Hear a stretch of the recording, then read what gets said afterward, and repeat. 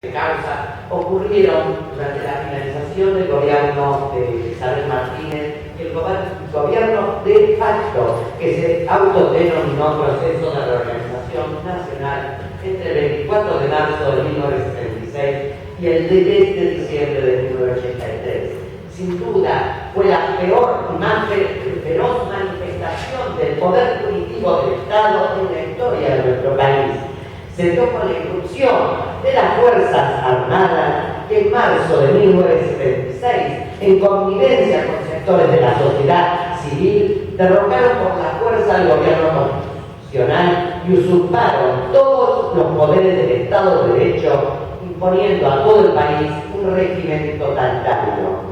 El 5 de febrero de 1975 fue dictado el decreto 261, que dispuso ejecutar las operaciones militares que sean necesarias a efectos de neutralizar y o aniquilar el accionar de los eventos subversivos que actuaban en la provincia de Tucumán. 8 meses después, el 6 de octubre de 1975, por decreto 2772, se dispuso ejecutar las operaciones militares y de seguridad que sean necesarias a efectos de aniquilar el accionar de los eventos subversivos en todo el territorio del país.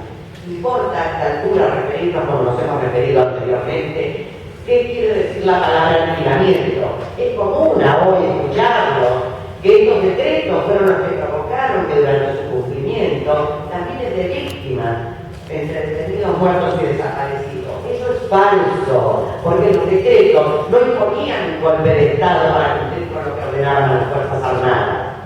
En segundo lugar, es falso, porque el aniquilamiento consiste en impedir que el oponente quede en condiciones de continuar la lucha, y ellos lo saben bien como militares. Naturalmente, durante el combate pudo haber muertos y heridos, pero continuar la agresión contra los prisioneros se llama exterminio, y esta palabra no figura en manual alguno, lo dijo un militar, José Luis Andrea, pero no un traidor. También explicité en mi anterior alegato cómo la construcción sustantiva, aniquilar el accionar de los efectos subversivos en todo el territorio del país, implica a las claras que lo que se intenta es detener una acción y no al sujeto que ejecuta la acción.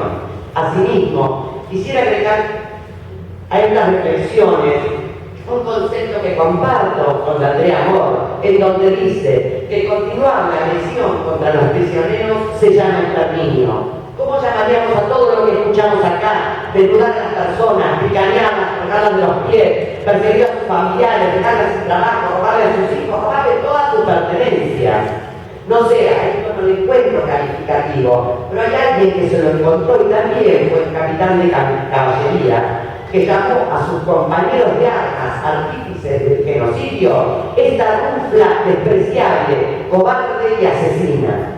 Pero creo que aún así Mitterrand no alcanza a ubicarnos en todo el horror que escuchamos en este debate anterior de las víctimas y sus familiares. Continuando con Andrea Amor, él manifiesta en el libro, el Batallón Perdido, me estoy refiriendo a Andrea Amor, los dos decretos de 1975 lograron devolver al centro de la escena las Fuerzas Armadas para encargarse de la lucha contra la subversión, pese a que ya en ese momento el poder militar de la guerrilla había mandado considerablemente.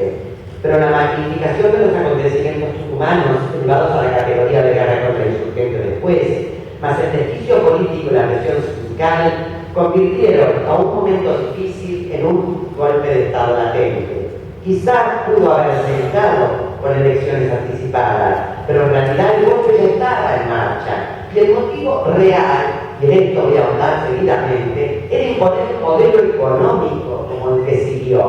Guillermo Walter Klein, mano derecha de Alfredo Martínez Dios, diría el 5 de octubre de 1980 a Clarín, ella, refiriéndose a la política económica, era incompatible con cualquier sistema democrático y solo aplicable si la respaldaba el gobierno de facto. En el ejercicio de ese poder, la Junta Militar se constituyó en gobierno de facto y se hizo del poder político de la República Argentina. Concentró en ella todas las facultades de gobierno, asumiendo la suma del poder público. Se relegó a un segundo plano el texto constitucional.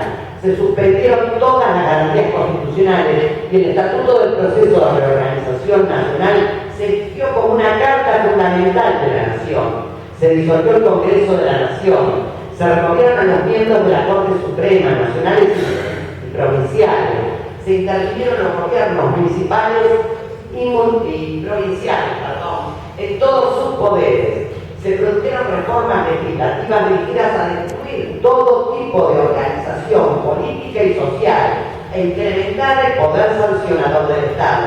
Se modificó el Código Penal, elevando el monto de las penas. Se restableció la pena de muerte. Se declararon ilegales las organizaciones políticas, sociales, sindicales. Se estableció la jurisdicción militar para los civiles. Sobre las bases de estas ilegítimas prerrogativas, se conformó un Estado absoluto que concentraba en un solo poder las facultades de acusar, juzgar y sancionar. El objetivo era instaurar un nuevo régimen de gobierno, fundado en lo político en una alta concentración de poder, cegando cualquier tipo de representatividad.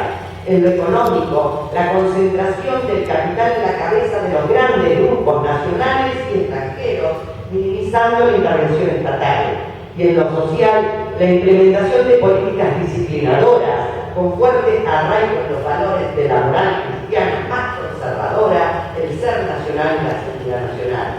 La estrategia del gobierno elegida para la constitución de este nuevo poder consistió en las políticas de exterminio para que ellos, de una u otra forma, se opusieran a ese nuevo régimen. Y uno de sus métodos centrales fue la difusión del terror masiva en todas sus formas.